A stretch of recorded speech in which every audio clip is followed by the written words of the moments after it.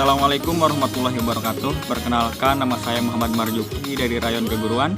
Di sini saya akan memaparkan apa sih itu PMII, bagaimana sih sejarah adanya PMII. Nah, baik, mungkin di sini PMII adalah Pergerakan Mahasiswa Islam Indonesia ataupun PMII. Dan berdiri PMII itu bermula dari adanya hasrat kuat para mahasiswa Nahdliyin untuk membentuk suatu wadah ataupun organisasi kemahasiswaan ataupun organisasi mahasiswa yang berideologi Ahlussunnah wal Jamaah Aswaja itu. Nah, sebelum berdirinya PMII itu banyak sekali organisasi Nahdliyin, namun masih bersifat lokal. Kemudian organisasi itu ya diantaranya kayak Ikatan Mahasiswa Nahdlatul Ulama ataupun disingkat dengan IMANU, berdiri pada Desember 1955 kalau nggak salah di Jakarta. Kemudian di Surakarta itu didirikan lagi Keluarga Mahasiswa Nahdlatul Ulama ataupun KMNU. Nah, pada tahun yang sama juga kemudian berdiri juga Persatuan Mahasiswa Nahdlatul Ulama PMNU di Bandung. Banyak sekali kan perihal organisasi yang lain. Kemudian selain organisasi itu ada juga organisasi Nahdliyin di mana tergabung di Ikatan Pelajar Nahdlatul Ulama ataupun IPNU. Nah, yang terwadahi pada Departemen Perguruan Tinggi. Adanya berbagai macam organisasi kemahasiswaan yang berafiliasi kepada NU Nahdlatul Ulama ternyata tidak mampu membendung hasrat kuat gitu tuh berdirinya organisasi mahasiswa Nahdliyin secara nasional. Kemudian hal itu ya terbukti pada konferensi besar IPNU pada tanggal 14 sampai 17 Maret 1960 di Kaliurang, Yogyakarta ya. Nah, itu disepakatilah berdirinya organisasi kemahasiswaan Nahdliyin. Nah, kemudian dibentuklah panitia banyak tuh ya, lika-likunya berdirinya organisasi mahasiswa Nahdliyin yang berjumlah 13 orang mahasiswa NU dari berbagai daerah. Ke-13 pendiri itu kemudian mengadakan pertemuan yang disebut dengan Musyawarah Mahasiswa NU. Nah, pertemuan tersebut diselenggarakan pada tanggal 14 sampai 16 April 1960 di gedung Madrasah Muallimin Nahdlatul Ulama. Nah, selanjutnya hasil musyawarah itu dengan berbagai perbincangan di situ kemudian diumumkan di Balai Pemuda pada tanggal 21 Syawal 1379 Hijriah. Nah, bertepatan pada 17 April 1960. Nah, itu lahirnya PMII. Nah, itu tanggal lahirnya PMII. Kemudian disitulah PMII berdiri dan pada tanggal itu 17 April 1960 dinyatakanlah sebagai hari jadi PMII yang diperingati dengan istilah hari lahir ataupun harlah. Adapun ke-13 para tokoh pendiri PMII ya ataupun mahasiswa NU, sponsor ataupun panitia yang sekiranya dengan berkat beliau-beliau itu lahirlah PMII. Yang pertama ada sahabat Khalid Mawardi, sahabat Said Budairi, kemudian Sobih Ubaid, kemudian Makmun Sukri, terus ada sahabat Hilman Badruddin Syah, kemudian ada Ismail Maki, kemudian ada sahabat Munsif Nahrawi, kemudian ada sahabat Nuril Huda Suwaibi, kemudian ada sahabat Laili Mansur, kemudian ada sahabat Abdul Wahab Jailani dan juga sahabat Hizbullah Huda dan ada sahabat Khalid Narbuko, ada sahabat Ahmad Hussein. Nah, itu ke-13 pendiri itu. Nah, kepemimpinan mereka itu kepemimpinan PMII itu udah sampai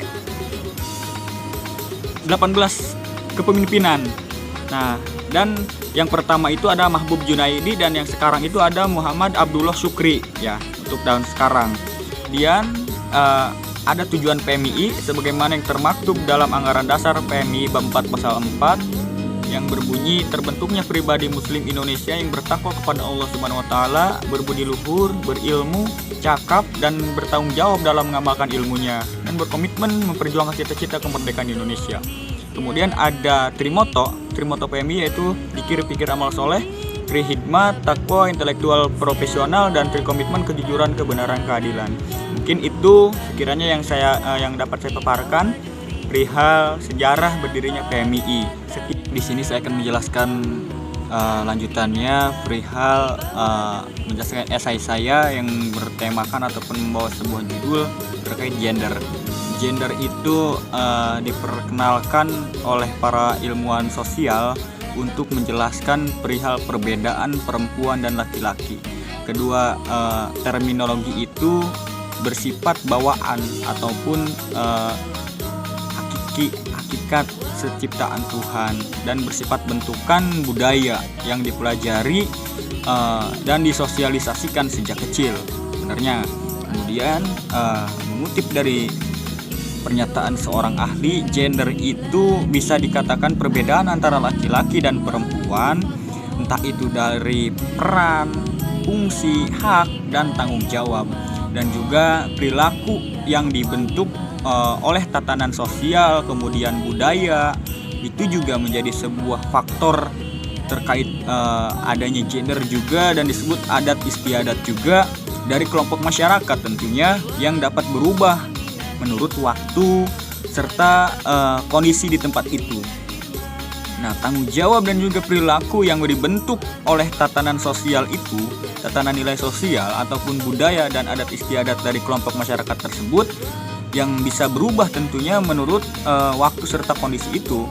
Nah, dengan demikian, gender itu ruang lingkupnya luas yang menyangkut aturan sosial yang berkaitan dengan jenis kelamin manusia tentunya, karena ada dua, laki-laki dan perempuan. Nah, perbedaan biologis dalam hal alat reproduksi antara laki-laki dan perempuan memang membawa konsekuensi fungsi reproduksi itu sendiri yang berbeda tentunya. Perempuan, contoh, perempuan ya hakikatnya menstruasi, hamil, melahirkan, dan juga menyusui. Adapun laki-laki berbeda jelas dengan perempuan. Laki-laki membuahi dengan spermatozoa. Itu perbedaan antara perempuan dan laki-laki tentunya dari segi kodrat. Kemudian jenis kelamin biologis ini nih, jenis kelamin itu merupakan ciptaan Tuhan yang bersifat kodrat, tidak bisa diubah dan tidak bisa berubah, tidak dapat dipertukarkan dan juga berlaku sepanjang zaman, entah itu dari awal lahir sampai meninggal lagi. Itu udah kodrat dari Tuhan, nggak bisa. Namun dengan berbagai kebudayaan yang dimotori oleh budaya barat nih, patriarki menafsirkan perbedaan biologis itu bisa menjadikan indikator kepantasan dan berperilaku yang akhirnya berujung pada pembatasan hak, entah itu akses, partisipasi, kemudian ada kontrol dan apalagi ya, dan menikmati manfaat dari sumber daya dan informasi itu sendiri. Nah, itu bisa menjadikan, dengan adanya itu bisa menjadikan pembeda antara perempuan dan laki-laki, entah itu dari kebebasannya gitu kan. Nah, itu konsep gender yang saya bawa sebenarnya. Nah, kemudian konsep gender yang menjadi persoalan ini yang jelas menimbulkan pro dan kontra, baik di kalangan masyarakat maupun akademisi dan juga pemerintahan. Emang sejak dari dulu bahkan sampai sekarang juga masih menjadi sebuah pro dan kontra akan kesetaraan gender ini. Kemudian pada umumnya ya sebagian masyarakat merasa terancam dan terusik pada saat mendengar kata gender.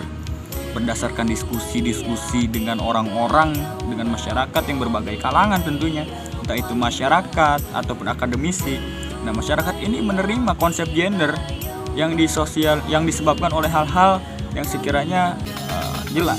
Gender ini kalau menurut saya bawaan dari barat, negara-negara barat. Sehingga masyarakat Indonesia atau masyarakat menganggap itu bahwa gender merupakan propaganda nilai-nilai barat yang sengaja disebarkan untuk merubah tatanan masyarakat, khususnya di timur ataupun di sendiri. Mungkin sekiranya itu terkait pemaparan esai saya yang saya buat. Kurang lebihnya saya mohon maaf. Wallahul muwaffiq ila aqwamit thoriq. Wassalamualaikum warahmatullahi wabarakatuh.